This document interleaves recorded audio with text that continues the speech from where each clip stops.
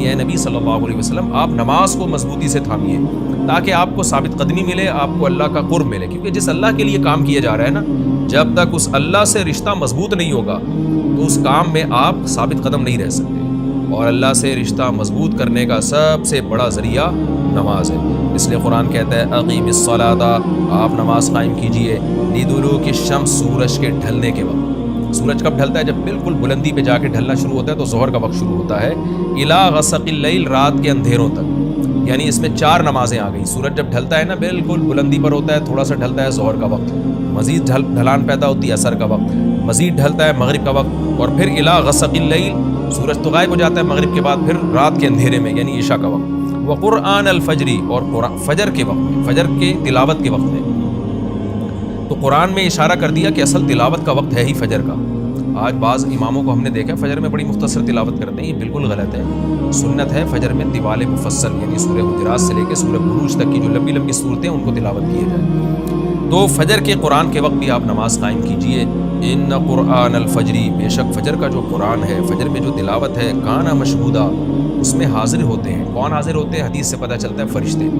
فجر کا وقت اتنا مبارک وقت ہے جب اس میں امام صاحب قرات کرتے ہیں اور لوگ ہاتھ باندھ کے پیچھے امام کی قرات سنتے ہیں، ایک خاص سکینت نازل ہوتی ہے اللہ کی طرف سے، اور فرشتے بھی اس تلاوت میں نازل ہوتے ہیں۔ صحیح حدیث سے یہ بات ثابت ہے کہ فرشتے جو تبدیل ہوتے ہیں نا، ان کے آنے جانے کا وقت اور فجر اور عصر میں ہے۔ وہ جو فجر میں فرشتے آتے ہیں انسان کی حفاظت کے لیے، لہو معقبات من بین یدیہ ومن خلفہ یحفظونہ من امر اللہ، بہت ساری مخلوق اس کائنات میں ایسی ہے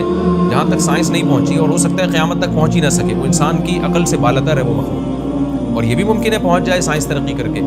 وہ مخلوق انسان کو نقصان پہنچانے کی کوشش کرتی ہے، تو اس مخلوق سے بچانے کے لیے، جن میں جنات ہیں سر فہرست، ان سے بچانے کے لیے اللہ نے فرشتوں کا انتظام کیا ہے۔ تو حدیث میں آتا ہے صبح و شام، قرآن سے بھی یہ بات ثابت ہے، صبح و شام فرشتوں کی باریاں چینج ہوتی ہیں اور وہ ہماری حفاظت کے لیے اللہ کی طرف سے متعین ہوتے ہیں۔ تو ان کی جو حاضری ہے ان فرشتوں کی، وہ فجر کے وقت میں ہوتی ہے۔ اور یہ بھی حدیث سے ثابت ہے کہ بہت سے فرشتے صرف تلاوت سننے کے لیے زمین پہ اترتے ہیں۔ تہجد کے بارے میں حدیث میں آتا ہے کہ جب کوئی شخص تہجد میں قرآن کی تلاوت کرتا ہے تو فرشتے آنا شروع ہوتے ہیں اور اس کے جو ہے نا لبوں پہ اپنے منہ کو رکھ لیتے ہیں اس کی تلاوت کو چکھنے کے لیے۔ اتنا فرشتوں کو لطف محسوس ہوتا ہے تہجد کی تلاوت میں، اور پھر وہ تانتا بناتے بناتے جو ہے نا ایک دوسرے پہ سوار ہوتے ہوتے آسمان کی بلندیوں تک پہنچ جاتے ہیں۔ تو فجر کی نماز میں بھی یہ فضیلت ہے۔ تو آگے اللہ فرماتے ہیں کہ اللہ نے فجر کی نماز کی فضیلت کو بیان کیا۔ آگے اللہ فرماتے ہیں وَمِنَ اللَّيْلِ، یہ تو 5 نمازیں ہو گئیں، یہ تو ساری امت پہ فرض ہیں، لیکن رات کے کچھ حصے میں فَتَہَجَّدْ بِهِ کا مطلب اس حصے میں آپ نے تہجد پڑھنی ہے، نافلۃ لک، اے محمد صلی اللہ علیہ وسلم، یہ آپ کے لیے اضافہ ہے۔ کیا مطلب؟ یا تو نبی صلی اللہ علیہ وسلم پہ 6 نمازیں فرض تھیں، یعنی 5 فرض کے علاوہ تہجد بھی فرض تھی، تو اس لیے قرآن نے کہہ دیا کہ امت پہ تو 5 فرض ہیں نافلۃ لک، لیکن یہ تہجد آپ کے لیے اضافی ہے، یعنی آپ پر 6 نمازیں فرض ہیں۔ ایک مطلب تو یہ بھی ہو سکتا ہے۔ اور جو علماء اس کے قائل ہیں کہ نہیں نبی پر تہجد فرض نہیں تھی، تو ان کے نزدیک اس آیت کی تفسیر یہ ہوگی کہ یہ آپ کے لیے ایک اضافہ ہے اللہ کے قرب حاصل کرنے کا، یعنی 5 نمازیں تو پڑھنی ہی پڑھنی ہے، لیکن آپ اللہ کے قرب کے لیے ایک اضافی چیز بھی آپ کو دی جا رہی ہے تاکہ آپ کے درجات اور زیادہ بلند ہوں۔ تو ایسی صورت میں یہ صرف نبی کے ساتھ خاص نہیں ہے، کیونکہ خطاب نبی سے چل رہا ہے، اس لیے اللہ نے کہہ دیا آپ کے لیے اضافہ، ورنہ حقیقت میں پوری امت کے لیے یہ اضافہ ہے۔ آگے اللہ فرماتے ہیں عسیٰ ان یبعثک ربک، امید ہے کہ آپ کو آپ کا رب پہنچا دے مقام محمود تک۔ یہ مقام محمود کیا ہے؟ شفاعت کبریٰ، یعنی تمام پیغمبر نبی کے پاس آئیں گے کہ آپ سفارش سے آغاز کریں، یعنی سفارش کا آغاز آپ سے ہوگا، پھر آپ صلی اللہ علیہ وسلم سفارش کریں گے۔ تو یہ ایک سب سے اونچا مقام ہے جو اللہ قیامت کے دن رسول اللہ صلی اللہ علیہ وسلم کو دے گا، اور جس سے آپ کی تمام پیغمبروں پر فضیلت ثابت ہو جائے گی کہ جب تک آپ کی طرف سے شفاعت کی ابتدا نہیں ہوگی کوئی اور پیغمبر سفارش نہیں کرے گا۔ تو اللہ نبی صلی اللہ علیہ وسلم کو تسلیاں دے رہا ہے کہ یہ مشرکین کا جو آپ کے اوپر بے پناہ دباؤ ہے، جبر ہے، آپ اس میں تسلی رکھیے، آپ نماز قائم کریں اور تہجد کی پابندی کریں، اللہ نے آپ کو بہت بڑا آگے چل کے مقام دینا ہے۔ چونکہ نبی صلی اللہ علیہ وسلم بھی بشر تھے، مشرکین کے دباؤ کی وجہ سے آپ بھی ایک پریشانی میں آتے تھے، تو اس لیے اللہ آپ کو ثابت قدم رکھنے کے لیے آپ صلی اللہ علیہ وسلم کو یہ خوشخبریاں سنا رہا ہے کہ آپ نے اپنا اس عمل کو فوکس کرنا ہے، نماز اور تہجد کو، تاکہ آپ کا اللہ سے قرب رہے، اور اللہ آپ کو خوشخبری دے رہا ہے کہ امید ہے آپ کا رب آپ کو بہت بڑے مقام تک پہنچا دے۔ رہا مسئلہ مشرکین کی دھمکیوں کا کہ یہ پوری کوشش کر رہے ہیں کہ آپ کو مکہ سے نکال دیں، تو ہم نے تو بتا دیا کہ یہ خود بھی نہیں پنپ پائیں گے، لیکن آپ نے اللہ سے کیا دعا مانگنی ہے؟ وقر ربی، کہہ دیجئے اے میرے رب، ادخلنی مدخل صدق، مجھے مکہ میں داخل کیجئے مرغوب داخلہ، اچھا داخلہ، اور مجھے مکہ سے نکالیے بھی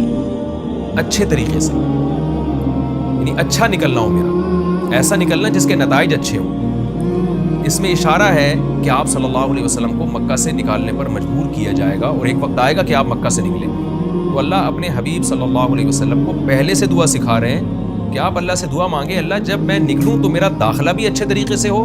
اور میرا نکلنا بھی اچھے طریقے سے ہو، یعنی پسندیدہ نکلنا ہو۔ سوال پیدا ہوتا ہے نکلنے کا عمل تو پہلے ہے اور مکہ میں داخلے کا عمل بعد میں، تو نکلنے کا تذکرہ پہلے ہونا چاہیے کہ اللہ مکہ سے مجھے اچھی طریقے سے نکال، اور مکہ میں مجھے داخل بھی اچھے طریقے سے کرنا، تو داخلے کا تذکرہ پہلے کیوں؟ اس میں بلاغت کا ایک نقطہ ہے کہ پیغمبر کا بنیادی مقصد، وہ ہدف ہے جو پیغمبر دنیا میں لے کے آئے ہیں، تو اس کی آغاز تو مکہ سے کرنا ہے جس میں آپ کو بھیجا گیا، جو ابراہیم علیہ السلام کا شہر ہے، جہاں بیت اللہ ہے، اسلام کا مرکز تو اس جگہ سے بننا ہے۔ تو اس جگہ سے اگر نکالنا ہی مقصد ہے تو یہ جگہ تو رہ گئی نا پھر جو ابراہیم علیہ السلام کا مرکز اور ابراہیم علیہ السلام کی دعائیں تھیں۔ تو اس لیے اصل مقصد تو یہ کہ مکہ میں داخل میں اچھے طریقے سے ہوں، جو پیغمبر کا مقصد تھا دنیا میں آنے کا،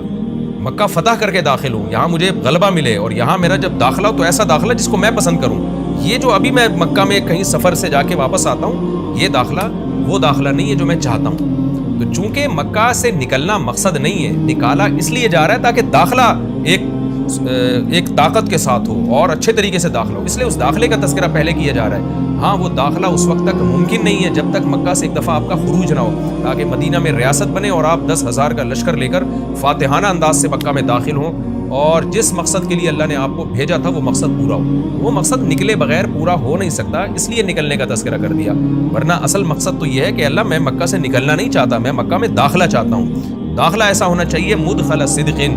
سچا مرغوب داخلہ ہونا چاہیے۔ چنانچہ اللہ نے آپ کی دعا قبول کی، اور جب نبی مکہ میں داخل ہوئے نکلنے کے بعد، کیسا بہترین آپ نے کا داخلہ ہوا کہ 10,000 کا لشکر لے کر آپ گئے، اور مشرکین مکہ آپ سے معافی کی بھیک مانگ رہے تھے۔ مکی آیتیں اس وقت تو ظلم کے پہاڑ توڑے جا رہے تھے، لیکن پیغمبر سے اس طرح کی دعائیں کروائی جا رہی تھیں، وَأَخْرِجْنِي مُخْرَجَ صِدْقٍ، اور اللہ مرغوب نکلنا ہو، یعنی جب میں نکلوں تو بھی میرا اچھا ٹھکانہ ہو۔